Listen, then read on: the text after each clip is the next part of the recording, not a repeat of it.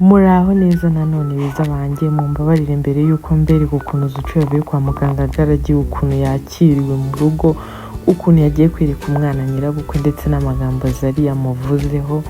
Mbabarira mbanze mwereka akantu hano, mbega hari ibintu mbonye numva binkozeho nifuza kubibereka namwe. Cyakoza isi irashaje.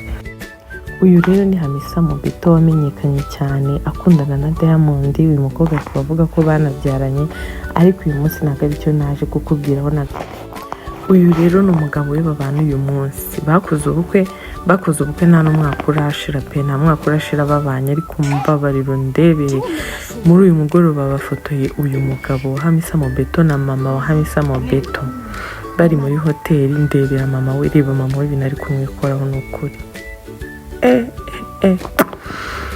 Ababyeyi baragwira. Nguyu ureba mama we ibintu ari kumukora, ari ibintu ari kwikora ku mutwe we. Dore nguyu uri kubibona ukuntu ibintu byose ari kumureba, ari kugerageza kumusoma. Mundebere namwe ni ukuri ababyeyi basigaye bariho, urebe ni ukuri reba kuba uri umuntu w'umubyeyi ukaba uri kumwe n'umukwe wawe uri kumwikoraho ibintu biragayitse pe mwana yanjye. Twikomereje rero, uyu ni Zucu na Diamond n'umwana nuko basohotse mu bitaro. Reba ukuntu abantu bari babagaragiye ari benshi, abanyamakuru. Nuko nguko rero basohotse nuko batashye. Umva ari kuzuriye imodoka. Reba nukuri kwimanira izo modoka zose zari ziri kumwe nabo. Reba ukuntu bari bagaragiwe. Nuko nguko batashye. Wagira ngo twajya ngo ni umukuru w'igihugu, wagira ngo undi muntu nyine udasanzwe wa danje. Reba ukuntu nuko batashye. Ukaba bari barimo bava kwa muganga nyine bataha bajya mu rugo. Reka uzurebe noneho ukuntu mama wa Diamond yakiriye umwuzukuru we.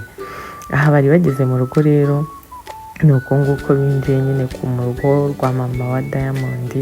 Hano barimo binjira nyine bagiye kumwereka umwana ku mana. Zucu ni umuntu ugira umutima ukomeye. Baze kugira umubyeyi nkuriya utaragusuye kwa muganga, utagukunda nyine bigaragara, ariko ugahitamo kujya kumwereka umwana nyine ngo amuhe umugisha wawe. Zucu agira umutima ukomeye. Nguyu rero hano mama wa Diamond bari bamugezeho, ari kureba umwana yamwishimiye urabibona. Nguyu nyine umwana bamwinjije mu nzu nyine ngo agende amurebe neza, arebe uko ameze nyine. Ni ukuri ndakwinginze nimba uri mushyashya umbabarire umurere kuri sabu. Ni ukuri uramfashije cyane, kandi nimba waranayikoze Imana ikumira umugisha utagabanyije.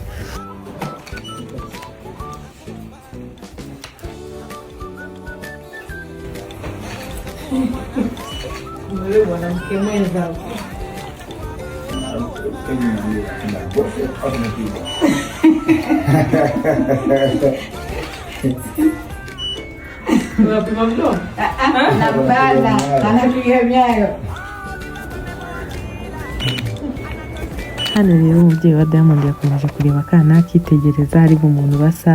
Gusa byarangiye avuze ko aka kabebe gasa na Tifa wa mukobwa wa Diamond.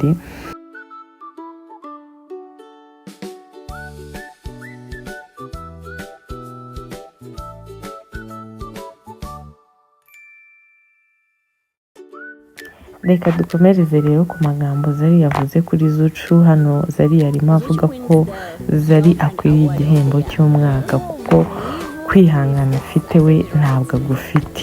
Zari yavuga ati ngiyewe kwihangana Zucu afite ntabwo mfite. Ati kuko Zucu yakoze ibyatunaniye, yashoboye ibyatunaniye, ngiye byananiye n'ibyananiye Tanasha. Zucu we yarabishoboye nyine. Hano Zari nibyo yavugaga, asaba Nasibu nyine ariwe Diamond ko atazamubabaza no kuzabimwubahira. Hano nyine yararimo aravuga kuri Zucu, bari bamumubajijeho nyine.